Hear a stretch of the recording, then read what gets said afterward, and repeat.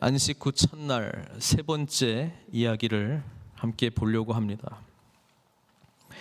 누가복음 24장에 기록되어 있는 예수님께서 부활하신 이 세 개의 사건, 안식 후 첫날에 모두 일어났던 일들입니다. 안식 후 첫날 새벽에 여인들이 빈 무덤을 발견했고, 또 천사들의 말을 통해서 예수님께서 살아나셨다라고 하는 것을 들었습니다. 또 엠마오로 가는 두 제자에게도 우리 주님께서 찾아가셔서 그들의 대화 가운데 들어가셔서 그들과 교제하면서 성경에 있는 것을, 모든 것을 다 풀어주시면서 예수님께서 부활하시는 것이 하나님께서 말씀을 통해서 그렇게 예언하시지 않았느냐, 그리고 그들의 눈을 열어주셔서 예수님께서 부활하셨던 것을 보여주었습니다. 그리고 그 두 제자는 엠마오로 가다가 다시 돌이켜 예루살렘으로 돌아왔고, 11 제자와 함께, 또 그들과 함께 모여있는 사람들과 함께 그 이야기를 전하려고 했습니다. 그런데 이미 예루살렘에 있는 이 제자 공동체는 시몬 베드로에게도 예수님이 한 번 더 나타났다, 그런 이야기들 막 하고 예수님께서 부활하셨다라고 하는 것에 감격해하고 있었습니다. 그러니까 엠마오로 갔던 두 제자 다시 돌아와서 그들에게 역사했던, 나타났던 주님에 대한 이야기를 막 이제 하고, 부활의 이 이야기로 인해서 기뻐하고 있을 때에 오늘 우리가 읽었던 세 번째 이야기가 연결되고 있습니다. 그래서 36절에 보면 이 말을 할 때에 예수님이 부활하셨다, 살아나셨다. 엠마오로 가는 두 제자가 우리는 길 가는 길에 주님을 만났고 그분과 함께 교제하고 그분께서 떡을 떼어 축사하시는 그 순간에 우리의 눈이 밝아져서 예수님인 줄 알아보았고 그것을 여러분들에게 이야기합니다. 이럴 때에 우리 예수님께서 갑자기 그들에게 나타나신 것입니다. 36절에 보니까 예수께서 친히 그들 가운데 서서 이르시되 너에게 평강이 있을지어다. 우리 부활하신 주님께서 말씀하신, 제자 공동체에 말씀하신, 특별히 예루살렘에 있는 이 공동체에게 말씀하신 첫 번째 말씀이 뭐라고요? 평강이 있을지어다. 이것은 샬롬이죠, 샬롬. 지금도 유대인들의 인사입니다. 평강, 편안, 평강, 샬롬을 그들은 인사하고 있습니다. 전 세계에 여러 인사법이 있습니다. 우리 영어로 하면 오전에는 굿 모닝, 날씨와 관련해서 많이 인사들을 합니다만은 우리 한국어로도 이 평강을 가지고 인사를 하죠. 편안하십니까? 안녕하셨습니까? 이 안녕이라고 하는 단어를 통해서 평강을 이야기를 하고 있고요. 또 유대인들뿐 아니라 무슬림, 알라를 섬기고 있는 이슬람 사람들도 살람 알레쿰 이렇게 인사를 하죠. 그러니까 샬롬에서 약간 변형이 된 살람, 이것도 역시 평강을 인사하고 있습니다. 저는 이 예수님께서 샬롬 그렇게 이야기를 할 때 부활하신 주님께서 안녕 그렇게 나타나셔서 인사한 것은 아니라고 생각을 합니다. 왜냐하면 요한복음에 보면 예수님께서 평안할지어다, 평강이 너에게 있을지어다, 이걸 2번 반복해서 이야기를 하거든요. 거기를 한번 보겠습니다. 요한복음 20장 19절 21절부터 제가 한번 읽어볼게요. 이날 곧 안식 후 첫날 저녁에 제자들이 유대인들을 두려워하여 모인 곳에 문들을 닫았더니 예수께서 오사 가운데 서서 이르시되 너에게 평강이 있을지어다. 그리고 이 말씀을 하시고 손과 옆구리를 보이시니 제자들이 주를 보고 기뻐하더라. 예수님께서 또 이르시되 너에게 평강이 있을지어다. 그러니까 안녕해놓고 부활하신 주님께서 손과 발을 보여주시고 난 다음에 또 안녕 왜 하냐 이 말이에요. 지금 누가복음에서는 한 번만 기록이 되어 있습니다만은 이 샬롬이라고 하는 은혜가 지금 부활하신 주님 때문에 실제로 임했다라고 하는 선포이자 선언이라고 하는 것입니다. 그렇습니다. 예수님께서 우리의 죄를 위해서 죽으셨죠. 그리고 우리를 위해서 부활하셨습니다. 예수님의 죽음은 영원히 하나님과 단절되었던 우리의 관계의 회복을 의미하고 있습니다. 죄 때문에 하나님께 나아갔던 모든 사람들은 이제 예수 그리스도를 통해서 죄의 문제를 해결받고 담대하게 하나님께 나아갈 수 있는 은혜가 주어진 것입니다. 그래서 예수님께서 샬롬, 진정한 하나님께서 주신 이 화평의 은혜가 그들에게 일어났다는 것을 말씀하고 있습니다. 그래서 저희들도 그렇게 인사하면 좋을 것 같아요. 안녕하십니까? 우리는 안부를 묻는다라고 하지 않습니까? 질문하지 말고 안녕할지어다, 평안할지어다, 샬롬할지어다, 이렇게 축복하면서 선언했으면 좋겠습니다. 뭘 안부를 묻습니까? 우리 주님 은혜 안에 있지 않습니까? 부활하신 주님을 만나지 않았습니까? 그것을 선포하시고 부활의 주님 때문에 날마다 평강 가운데 있는 저희들, 그것을 늘 선포하시는 저와 여러분들 되시길 주님의 이름으로 축원드립니다. 제가 인사합니다. 샬롬, 평강, 샬롬, 평안할지어다. 우리 주님께서 선포하시는, 선언하시는 이 샬롬의 은혜가 저 여러분들에게 특별히 지금 여러 가지로 편안하지 못한, 불안해하고 있는, 두려워하고 있는, 불투명 때문에 어떻게 될지 모르는 이 상황 가운데서 불안해하고 있는 모든 분들에게 예수 그리스도, 부활하신 주님께서 주시는 이 샬롬의 은혜가 넘치시기를 축원합니다. 근데 이 놀라운 선언과 함께 제자들의 반응을 보겠습니다. 제자들의 반응이 그 다음에 나오지 않습니까? 뭐 놀래긴 놀랬겠을 거예요. 막 이야기하고 있는데 주님께서 짠 하고 나타났으니까 얼마나 놀랐겠어요. 그들이 놀라고 무서워하여 그 보는 것을 영으로 생각하는지라. 저는 이 대목을 읽어보면서 참 궁금해합니다. 아니, 여인들도 부활하신 주님을 직접 보지는 못했지만 천사들을 만나서 들었고요. 또 엠마오로 갔다가 돌아왔던 이 두 제자들도 부활하신 주님을 눈이 열려가지고 봤거든요. 시몬 베드로에게도 예수님께서 나타나셔서 보았다라고 이야기를 하거든요. 근데 예수님이 나타나는데 또 놀래버립니다. 그리고 영이라고 생각했다 이렇게 돼 있죠. 영으로 생각하는지라. 무슨 유령이라고 생각했다는 것입니다. 그러니까 예수님이 말씀하십니다. 어찌하여 두려워하며 어찌하여 마음에 의심이 일어나느냐. 그래서 저는 이 말씀을 보면서 주님께서 부활하신 이 사건은 너무나도 엄청난 사건이기 때문에 제자들이 설령 주님의 부활하심을 목격했다 할지라도 그것을 정말 받아들이는 데까지는 시간이 좀 걸렸다 이 말입니다. 우리 주님께서는 유령 아니야 이렇게 생각하던 제자들에게 뭐라고 이야기합니까? 39절이죠. 내 손과 발을 보고 나인 줄 알라. 또 나를 만져보라. 유령은 살과 뼈가 없으되 너희 보는 바와 같이 나는 있느니라. 예수님께서 확실하게 부활하셨다라고 하는 것을 말씀해주고 있는 것이죠. 여러분, 이 장면이 굉장히 중요합니다. 저와 여러분들은 부활하신 주님을 만났습니까? 정말 만나셨습니까?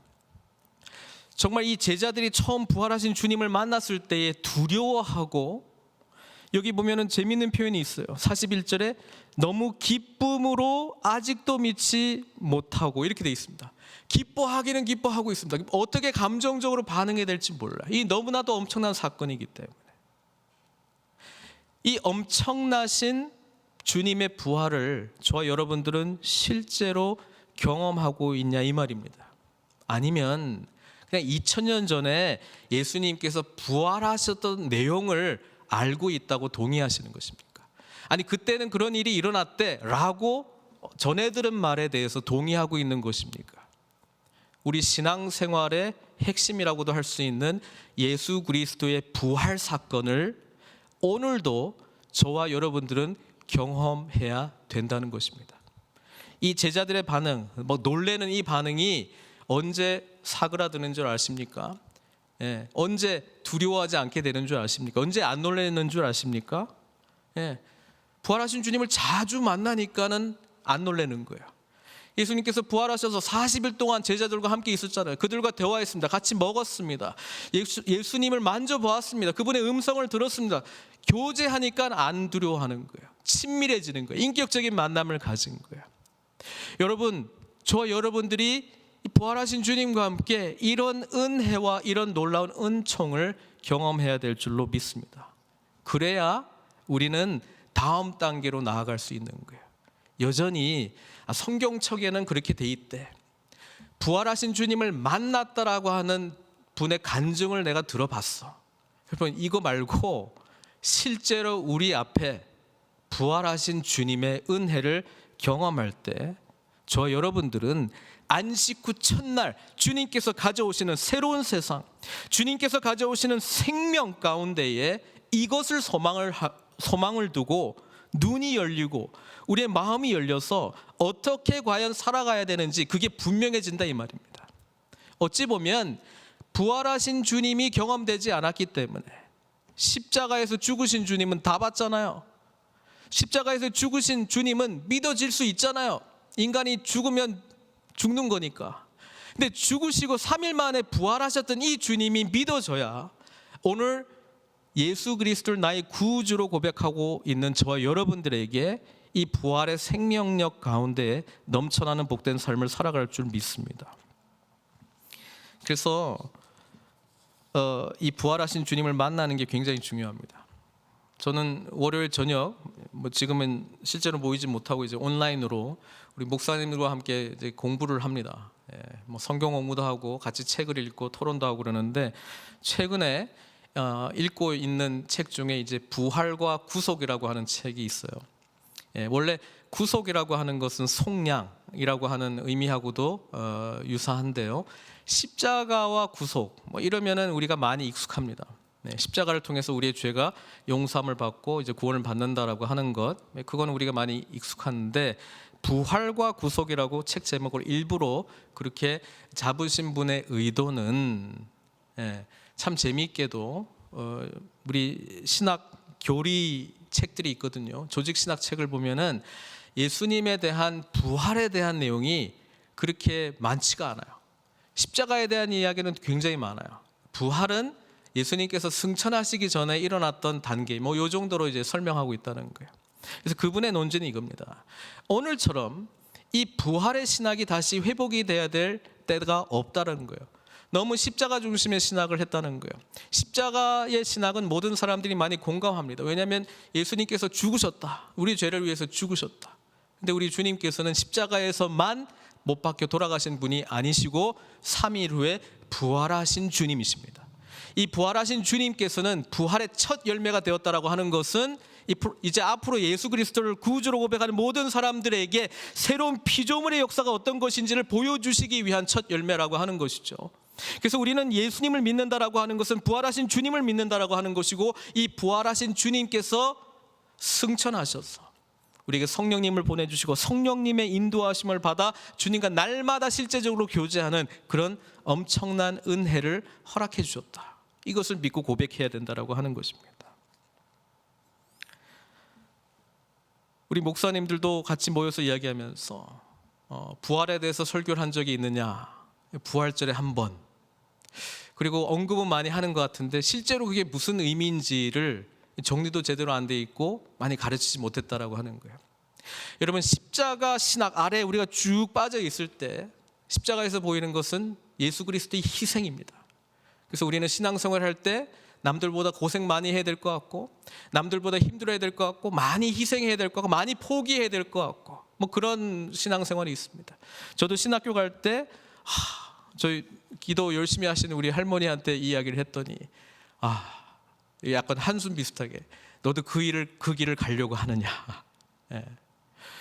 이게 부활의 신학이 우리의 신앙생활에 깊이 뿌리 깊게 내려지지 못했다라고 하는 거예요. 그 단적인 이유가 부활하신 주님을 만나가지고 놀라하면서 기뻐하면서 그러면서 약간 의심하는 그런 부활하신 주님을 만난 경험도 없고, 자주 만나고 교제하면서 주님께서 과연 능력의 주님이시구나, 사망 권세를 이기신 주님이시구나, 이분과의 친밀한 만남 없이 그냥 성경책에 기록되어 있는 부활하셨다라고 하는 주님, 부활을 선포하고 있는 저 목사의 말, 그 정도 수준으로 혹시 부활하신 주님과 교제하고 있지 않냐, 이렇게 도전하고 있습니다. 우리의 신앙생활은 부활하신 주님, 그분을 실제적으로 만날 수 있는 것은 부활하신 그리스도의 영이신 성령께서 우리 가운데 내주하실 때, 그분과 친밀하게 교제할 때 우리는 이 안식 후 첫날 새로운 시대를 살아가는 그 은혜를 온전히 경험할 수 있다, 그 말입니다. 그래서 예수님께서 워낙 이 엄청난 사실이 그냥 인간적인 세계에서는 받아들이기 힘드니까 한 번, 두 번, 세 번 만져봐라, 믿어라, 여러 번 반복해서 제자들에게 나타나는 거예요. 제자들도 이 부활하신 주님이 실제적으로 계신지 한번 만나고 잠깐 사라지면 또 의심이 들고 그렇다는 거예요. 그러니까 우리 주님께서는 누가복음에서는 특별히 한 번, 두 번, 세 번, 완전수 세 번, 완전하게 확실하게 부활을 거부할 수 없을 정도로 그들에게 나타나셨다라고 하는 것입니다. 저는 이 부분에 여러분 소망하는 마음, 간절히 사모하는 마음이 있었으면 좋겠습니다. 부활하신 주님과 날마다 교제하며 경험하는 이 놀라운 은혜를 누릴 수 있도록, 그것이 이루어지지 않으면 나머지는 전부 피상적인 것이 될 수밖에 없고요. 그래서 우리는 주님께서 약속하신 풍성한 삶을 못 누리는 거예요. 알긴 아는데 맨날 안 되고, 주님께서 이래야 되는 거 아는데 못하고. 부활의 주님을 경험하셔야 됩니다. 그래서 주님께서는 부활하셨다라고 하는 확실성을 계속 보여주는 것 아니겠습니까? 야, 영은 살과 뼈가 없는데 너희는 보는 것 같이 나는 있느니라. 만져봐라. 십자가에 못 박혔던 나의 손 한번 만져봐라. 나의 발 봐라. 그걸 확인해 주시는 거예요. 그러면서 제자들이 여전히 쭈뼛쭈뼛하고 있으니까 어떻게 합니까? 무슨 먹을 것이 있느냐. 야, 우리 부활해도 우리는 잘 먹을 수 있어요. 우리 부활하면 이게 얼마나 큰 소망인지 몰라요. 특히 저처럼 먹는 거 좋아하는 이런 사람 소망입니다. 예수님께서 부활하시고요, 같이 먹었어요. 왜 먹으셨어요? 왜 식사를 같이 했어요? 야, 부활이라고 하는 게 추상적인 개념이 아니야. 부활이라고 하는 게 영의 부활을 의미하는, 그거 아니야. 부활이라고 하는 것은 육체의 부활도 이야기하는 거야. 실제로 음식을 먹고 난 소화할 수 있어. 그걸 말씀해 주시는 거예요. 예수님께서 부활하신 몸, 성경의 기록들을 보면 확실히 이전의 육신의 몸하고는 틀립니다. 왜냐하면 제자들에게 나타나셨는데도 불구하고 제자들이 못 알아보죠. 또 엠마오로 가는 제자들하고 만나가지고 갑자기 안 계셨는데 요한복음에 보면 문이 다 잠겨 있는데도 불구하고 그 가운데 나타나시죠. 그러니까 물질 개념이 이렇게 벽을 뚫고 들어갈 수 있을 정도로 뭔가 우리 인간이 경험하고 있는 이 3차원의 세계하고는 뭔가 다른 세계를 보여주고 있습니다. 그런데 그 주님께서 그 영적 존재만이 아니고 실제로 육신이 부활한 존재로 같이 음식을 먹는다는 거예요. 그래서 드시는 음식이 뭐냐면 구운 생선 한 토막을 드셨습니다. 왜 생선 한 토막을 기록을 했을까? 엠마오로 가는 두 제자와는 무엇을 먹었다고 기록했습니까? 우리 지난주에요. 떡. 그리고 그 떡의 의미가 그 동사들을 보면은 들어 축사하시고 떼어 나눠줬잖아요. 그게 어느 본문이랑 딱 연결이 된다고요? 오병이어로 5,000명을 먹이신 사건. 그리고 우리는 그 의미를 알고 있지 않습니까? 예수님께서 하늘에서 오는 생명의 떡이라고, 말씀 가운데 들어오라고, 말씀을 먹으라고, 하나님의 말씀의 충만함을 받으라고, 생명의 말씀 가운데 오라고 하는 그 말씀 아닙니까? 그래서 예수님께서 여인들에게도 천사들을 통해서 예수님께서 이렇게 말씀하시지 않았느냐. 그리고 예수님의 말씀을 기억했더라. 엠마오로 가는 두 제자들과 함께 찾아오셔서 그들의 대화 가운데 들어가시면서 뭐라고 이야기를 해요? 이 미련하고 선지자들이 말한 모든 것을 마음에 더디 믿는 자들이여, 그리스도가 이런 고난을 받고 자기의 영광에 들어가야 할 것이 아니냐 하시고, 이에 모세와 모든 선지자의 글로 시작하여 모든 성경에 쓴 바 자기에 관한 것을 자세히 설명하시니라. 말씀에 대한 구체적인 설명. 그렇죠? 그리고 또 오늘 제자들에게도 똑같은 거 하잖아요. 근데 오늘은 음식이 뭐예요? 생선이 등장합니다. 예, 구운 생선. 그래서 떡과 생선이 합쳐지면 확실히 이건 오병이어 사건을 향해서 나아가는 거예요. 예, 그리고 그것을 먹으셨습니다. 제자들로 하여금 내 말하지 않았느냐, 내가 생명의 떡이라고, 생명의 양식이라고. 나와 동행하는 삶은 살아있는 하나님의 말씀을 먹는 것이라고, 교제하는 것이라고, 그것을 강조하고 있는 것이죠. 그러면서 나 확실하게 부활했다, 그리고 하나님의 말씀의 확실성을 강조하십니다. 44절 잡수시자마자 바로 하시잖아요. 내가 너희와 함께 있을 때에 너희에게 말한 바. 내가 뭐 새로운 이야기를 하냐? 너희들에게 이미 이거 수없이 반복해서 이야기를 했다.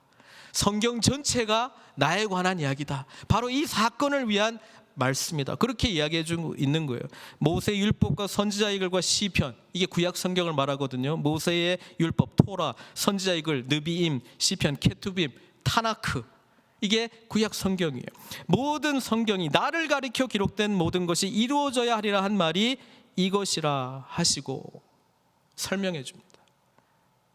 부활하신 주님께서 나는 확실하게 죽었고 나는 확실하게 부활했다라고 하는 것을 계속 이야기해 주시고, 하나님의 신실하신 약속의 말씀이 나의 죽음과 부활로 성취되었으니 너희들은 이 말씀을 생명처럼 여기고 이 말씀을 날마다 먹고 나와 교제하면서 말씀의 삶을 살아내야 된다. 주님께서 그 말씀을 해주고 있는 것이죠. 사랑하는 성도 여러분, 주님께서 부활의 확실성과 말씀의 확실성을 보여주시고 난 이후에 그 말씀이 이제 지금 제자들에게 무엇을 말해주고 있는지를 설명해 줍니다. 예수님이 부활하셔서 이제 so what? 부활하신 예수님을 통해서 이제 무엇을 하시기를 원하시는지 이제 설명을 해 주시는데, 그걸 깨닫게 하기 위해서 45절에 보니까 마음을 열어주셨어요. 마음을 열어주셨어요. 그래서 성경을 깨닫게 하시고. 여러분, 하나님의 말씀 요즘 어느 때보다 더 많이 사모하시는 것 같아요. 근데 이 말씀을 사모하실 때에 마음을 열어주십시오. 나의 눈을 열어주십시오. 첫 번째, 두 번째, 우리 여인들의 눈을 열어주셨습니다. 엠마오로 가는 두 제자들의 눈을 밝혀주셨습니다. 근데 여기서는 마음을 열어주셨어요. 마음을 열어주셔서 성경을 깨닫게 해주셨어요. 성경이 도대체 무슨 이야기를 하느냐 분명하게 알려주셨다라고 하는 것입니다. 예수 그리스도의 고난, 죽으심, 부활, 그리고 47절이죠. 또 그의 이름으로 죄사함을 받게 하는 회개가 예루살렘에서 시작하여 모든 족속에게 전파될 것이 기록되었으니. 여러분, 부활하신 주님을 만나게 되면 어떻게 되는 줄 아세요? 부활하신 주님 만나서 그냥 기뻐하고 좋아하고 이걸 끝이 아니고요, 우리는 사명자가 됩니다. 바로 사명자가 되는 거예요. 뭐 어떤 사명이라고요? 부활의 증인으로서의 사명을 감당하게 되는 거예요. 왜 부활의 증인으로서의 사명을 못 감당하는 줄 아십니까? 십자가에서 못 박혀 돌아가신 주님만 붙들고 부활하신 주님은 성경책에만 기록되어 있는 내용이라고 알고 실제로 오늘 부활하신 주님이 경험이 안 되니까 부활의 증인이 억지로 해야 되는 일인 줄로 알아요. 십자가처럼 하기 싫은데 내가 희생해야지, 내가 해야지, 억지로 해야지, 그거 아닙니다. 안식 후 첫날 부활하신 주님을 실제적으로 경험하고 만나게 되면, 그분과 깊이 교제하게 되면 이 부활의 주님을 증거하지 않고서는 배길 수 없는 복음 증거자로 살아갈 수밖에 없어요. 말로 하든 행위로 하든 가정을 통해서 하든 사역을 통해서 하든 일터를 통해서 하든 뭐로 하든 부활의 증인으로 살아갈 수밖에 없어요. 왜? 부활하신 주님이 너무나 확실하니까. 너무나 확실하니까 그거 말하지 않을 수가 없어요. 이게 어떤 말이냐면, 여러분 지금 전 세계가 뭐 하기를 원하고 있는 줄 아세요? 백신 개발하고 싶어 해요. 백신 개발. 빨리 이 코로나 바이러스의 모든 사태를 종료시킬 수 있는 백신 개발되면 끝 아닙니까? 그래서 전 세계 모든 사람들이 개발에 투자하고 집중하고 있어요. 그리고 뭐 우리 대한민국하고 유럽의 여러 나라들이 연합해가지고 누가 하든지 이거는 다 같이 전 세계 인류를 위한 보편적인 유익을 끼치는 것이야, 이렇게 생각하고 준비하고 있는 건 아니겠습니까? 그렇죠? 뭐 코로나 바이러스 백신이 개발이 되면 우리만 살아야지 뭐 이럴 거 아니잖아요. 다 전파할 거잖아요. 이 소식이 전해지면 전 세계는 이것을 기쁜 소식으로 생각할 거예요. 묵상해 봤습니다. 이 코로나 바이러스의 백신이 개발이 되면 기쁜 소식임에는 틀림이 없을 겁니다. 그런데 잠깐 있다가 또 다른 병에 걸리면, 또 다른 우리의 육신의 연약함으로 병이 들면 어차피 인생은 이렇게 하나 저렇게 하나 끝나는 인생 아닙니까? 그런데 우리는 이 세상 말고 영원한 세상이 있다고 하는 것을 믿고 있는 사람들입니다. 그렇지 않아요? 저희들은 이 세상 말고 이 육신이 다하는 그 날이 끝나고 난 이후에 세상이 있다라고 하는 것을 믿고 있는 사람들입니다. 영원한 하나님의 나라가 있다라고 하는 것을 믿고 있는 사람입니다.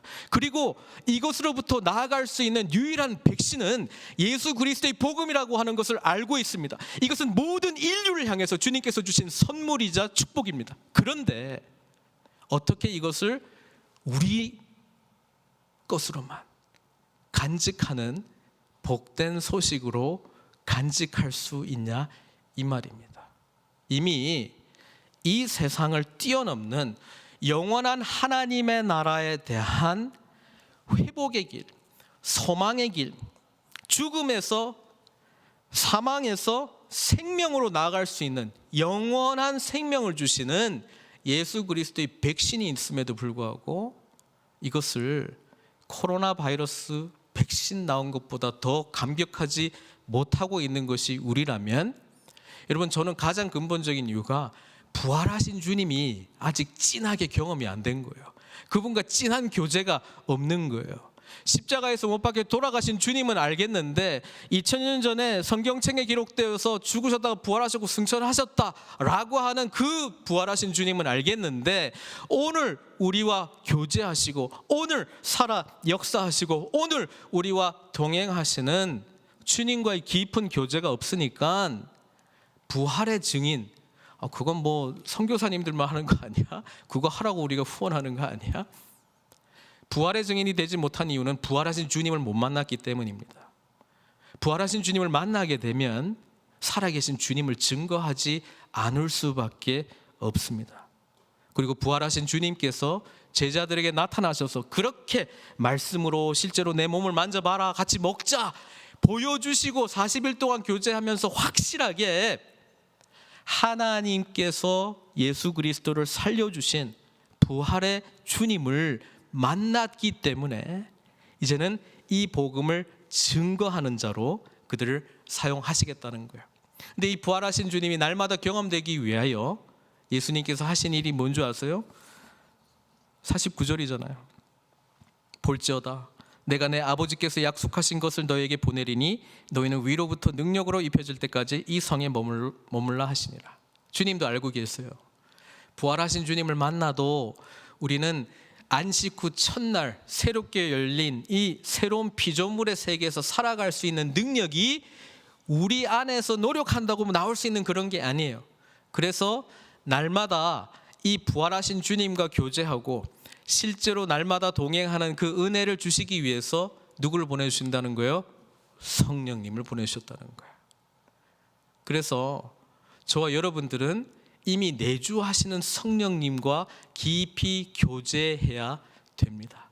그렇게 되면 우리의 전 삶이 예수님을 증거할 수밖에 없는 증인의 삶을 살게 된다는 것입니다.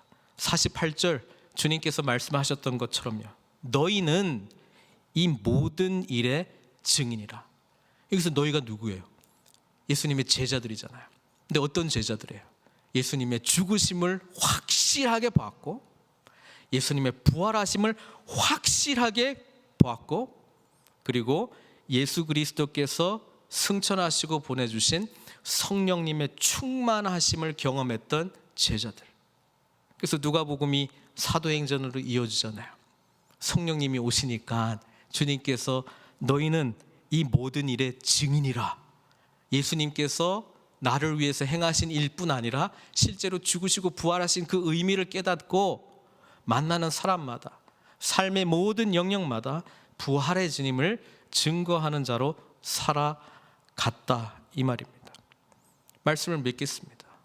여러분, 저희는 지금 이 코로나 바이러스 사태로 인해서 예배도 6주 동안 같이 모여서 드리지도 못하고, 이 일들 때문에 모든 것이 스탑되었고, 이제 세상은 고민하고 있잖아요. 우리들도 고민하고 있죠. 언제 다시 원상태로 돌아갈까 고민하고 있습니다. 여러분, 원상태로 돌아갈 때에 저희들이 좀 깊이 생각해야 될 것이 있습니다. 뭐가 진짜 원상태인지 잘 기억하셨으면 좋겠습니다. 이거 코로나 바이러스가 장기화되면서요, 미디어를 통해서 제가 보는 재미있는 현상들이 있습니다. 그게 뭐냐면, 사람들이 워낙 지루해하고 집에 있는 게 막 힘들고 이러니까 뭐 그 안에서 막 재미있는 장면들을 막 찍어서 막 올리고, 사람들과 함께 야, 이거 살만하다, 괜찮다, 뭐 이런 거 해보면 좀 정신을 좀 집중할 수도 있고 시간도 보내기에 좋다, 이렇게 하고 있어요. 여러분, 그게 뭔지 아세요? 사람은 참 적응력이 뛰어난 것 같아요. 진짜 세상이 모르는 채 그 자가격리하는 그 세상 속에서 나름대로 기쁨과 의미를 찾기 위해서 노력을 해요. 근데 좀 확대해 보면요, 혹시 우리는 하나님께서 이미 우리로 하여금 이 세상이 주는 사망 권세가 주는 이 격리로부터 우리를 자유하게 해주셨는데, 그래서 새로운 하나님의 나라의 원래 회복의 역사가 무엇인지를 알려주셨는데, 여전히 옛사람은 세상이 가르쳐준 행복이라고 하는 그림 붙들고 그 버블 안에서 나의 기쁨을 추구하기 위한 삶으로 살고 있지 않냐, 이것을 생각하게 되었습니다. 원래 우리는 하나님께서 창조하신 아담과 이브가 타락하기 이전 바로 그 모습이었다라고 하는 것을 기억하시고, 그것이 죄 때문에 깨어진 이 모든 세상을 회복하기 위하여 예수 그리스도께서 친히 백신이 되셔서 우리에게 오셨습니다. 저희는 그 은혜를 받은 자들이라고 하는 것을 기억하시고, 어디에 있든지 간에 부활하신 주님과 깊이 교제하면서 안식 후 첫날 펼쳐주신 이 새로운 세계를 살아가는 그런 부활의 증인으로 살아가는 저와 여러분들 되시기를 주님의 이름으로 축원드립니다. 이 시간 같이 기도하겠습니다.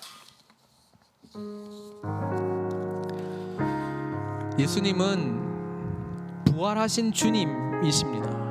그것을 제자들에게 알려주시기 위해서 내 손을 봐라, 내 발을 봐라, 같이 먹자, 내가 이때까지 너희들과 함께 있으면서 했던 가르침을 다시 한번 기억해봐라.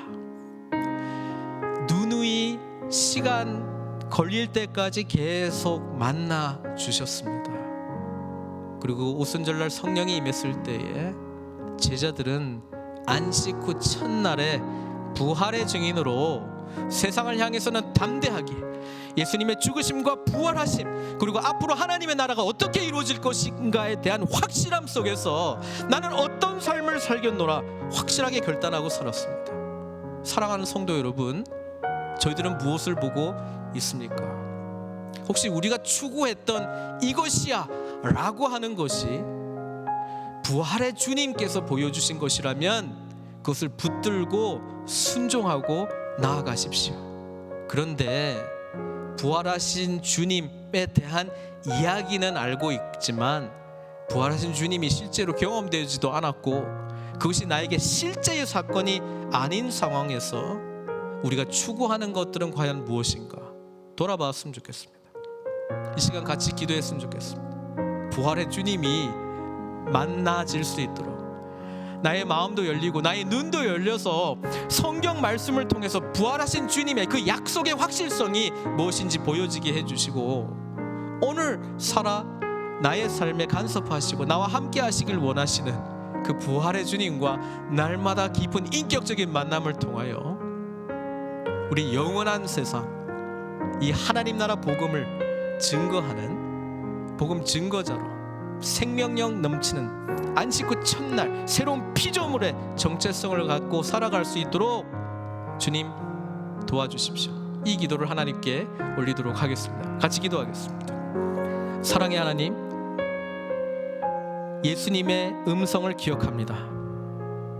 샬롬, 바로 그 평강이 우리 모든 예배드리는 심령들마다 가득하게 해주시옵소서.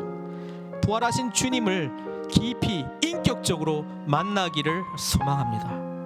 성경책에 기록되어 있는 부활의 사실을 믿는 것이 아니고 부활하신 주님, 지금 나와 교제하시는 주님, 나와 함께 하시는 주님, 동행하시는 주님, 말씀하시는 주님과 깊은 교제 가운데 나아갈 수 있도록 저희들을 축복하여 주시옵소서.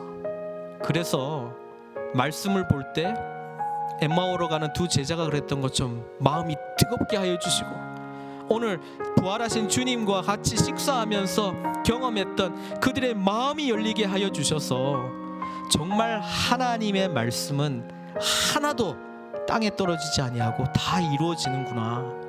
그래서 말씀을 믿고 살아가는 자의 삶은 부활의 증인으로 살아가는 삶이구나. 이것을 온전히 깨닫고 하나님 나라의 완성을 향해서 나아가는 저희들 될 수 있도록 은총 베풀어 주시옵소서. 이 어지럽고 혼탁한 시기에 우리의 눈을 열어주시고 우리의 마음을 열어주시고 말씀 가운데 마음의 회복이 일어나게 해주시옵소서. 그래서 하나님을 깊이 만나는 축복들이 각 가정마다 있게 하여 주시고, 부활의 주님과 동행하며 부활의 증인으로 기쁨과 감격 속에서 소망하면서 살아가는 저희들 다 될 수 있도록 은총 베풀어 주시옵소서. 모든 것 주님께 의탁드리옵고 예수님의 귀하신 이름으로 기도드리옵나이다.